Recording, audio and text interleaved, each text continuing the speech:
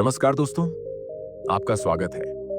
आज हम आपके लिए एक ऐसी प्रेरक कहानी लेकर आए हैं जो हमें भाईचारे, न्याय और बुद्धिमत्ता का पाठ पढ़ाएगी। इस कहानी का नाम है बुद्धि का बंटवारा। तो आइए, बिना किसी देरी के कहानी की शुरुआत करते हैं। चंदनपुर नाम के एक छोटे से गांव में राजू और किशन नाम के दो भाई रहते थे। चंदनपुर बहुत ही शांत और कम आबादी वाला गांव था। दोनों भाई एक ही घर में अपनी अपनी पत्नियों के साथ रहते थे। कुछ ही दिन पहले उनके पिता का देहांत हो गया था। जब तक पिता जीवित थे, परिवार में शांति और एकता बनी रहती थी। लेकिन जैसे ही पिता का साया उठा, बड़े भाई राजू और उसकी पत्नी के स्वभाव में बदलाव आने लगा। उनकी बातों और व्यवहार से ऐसा लगने लगा कि अब परिवार में पहले जैसी मिठास नहीं रही। बड़े भाई राजू ने हमेशा अपनी उम्र और अनुभव का हवाला दिया और छोटे भाई किशन की सादगी का फायदा उठाने लगा। किशन, जो शांत और सीधा था, ने राजू के व्यवहार को नजरअंदाज करना शुरू किया। दोनों पत्नियां भी एक दूसरे से उलझने लगीं और जल्द ही घर का माहौल बिगड़ने लगा। अशांति इतनी बढ़ गई कि दोनों भाइयों ने अपना अपना रसोइयां अलग कर लिया। फिर भी हालात ठीक नहीं हुए। आखिरकार दोनों ने निर्णय लिया कि अलग हो जाना ही बेहतर है। दोनों की संपत्ति, घर और जमीन बराबरी से बांटी जाएगी। बड़े भाई राजू ने कहा, छोटे, हमें यह बंटवारा अच्छे से करना चाहिए। राजू ने कहा, हमारी मदद के लिए हमें गांव के मुखिया से मिलना चाहिए ताकि भविष्य में कोई समस्या ना हो। किशन ने हामी भरी और बोला, बिल्कुल भाई, तुम सही कह रहे हो।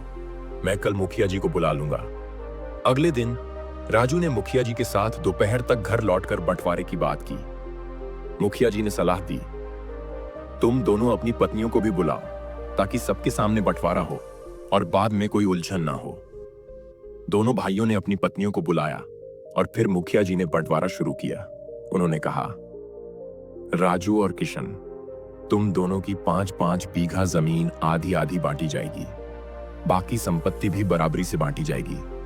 तभी राजू ने कहा, मुखिया जी, हमारे पास एक भैंस है, एक अमरूद का पेड़ है और एक कंबल है। इन तीनों का आधा आधा बंटवारा तो नहीं हो सकता, तो इनका क्या होगा? मुखिया जी ने मुस्कुराते हुए कहा, चलिए इसका भी हल निकालते हैं। भैंस का सिर छोटे भाई को मिलेगा और धड़ बड़े भाई के पास होगा। अमरूद के पेड़ की जड़ छोटे भाई को और ऊपरी हिस्सा बड़े भाई को मिलेगा। कंबल दिन में किशन के पास रहेगा और रात में राजू के पास रहेगा। यह सुनकर किशन चौंका। यह कैसा बंटवारा है?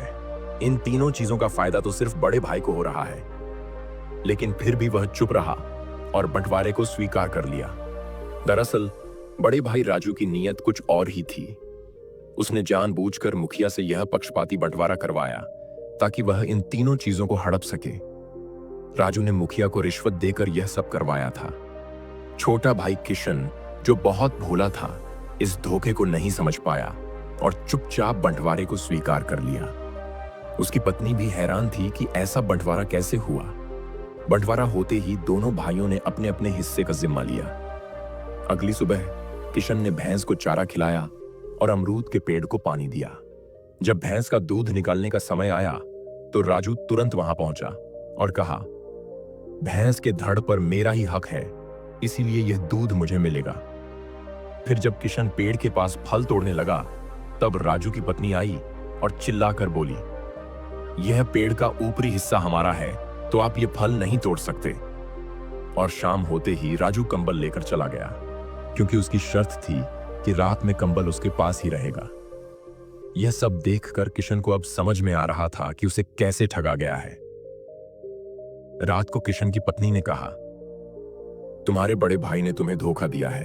तुम बहुत भोले हो, मगर चिंता मत करो, यह सब एक दिन में सुलझ जाएगा। तुम बस जो मैं कहूं वो करना। तुम्हारा भाई चाहे कितना भी शातिर क्यों ना हो, वह जमीन का बंटवारा कर सकता है, लेकिन मेरी बुद्धि का बंटवारा नहीं कर सकता। अगली सुबह किशन ने वही किया जो उसकी पत्नी ने कहा था। पहले भैंस को चारा खिलाया, फिर अमरूद के पेड़ को पानी दिया।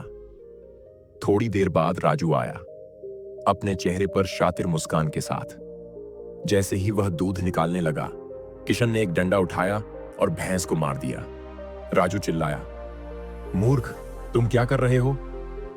तब किशन ने शांतिपूर्वक कहा, मैं तुम्हारा नहीं, अपना हिस्सा पीट रहा हूं। राजू को समझ में आ गया, लेकिन वह दूध नहीं निकाल पाया। शाम को किशन ने कंबल को पानी में भिगो दिया। जब राजू रात को कंबल लेने आया तो किशन ने उसे गीला कंबल दिया और कहा, यह बहुत भारी हो गया है, इसे ठीक से पकड़ो। राजू चिढ़ते हुए बोला, यह कंबल तुमने मुझे दिया था, इसे पानी में क्यों डाला? किशन ने कहा, दिन में तो यह मेरा है, मैं इससे जो चाहूं कर सकता हूं। अब यह कंबल राजू के किसी काम का नहीं रहा। रात को वह गीले कंबल का क्या करता? राजू मन ही मन किशन को बुरा भला कहता हुआ वापस लौट गया। राजू की पत्नी बोली, क्या हो गया है तुम्हारे भाई को? इस मूर्ख को इतनी बुद्धि कहां से आ गई? जानते हो इसे पट्टी कौन सिखा रहा है? कल सुबह देखते हैं क्या मामला है। अगली सुबह जब आंगन से ठक ठक की आवाज सुनाई दी तो राजू और उसकी पत्नी की नींद खुल गई।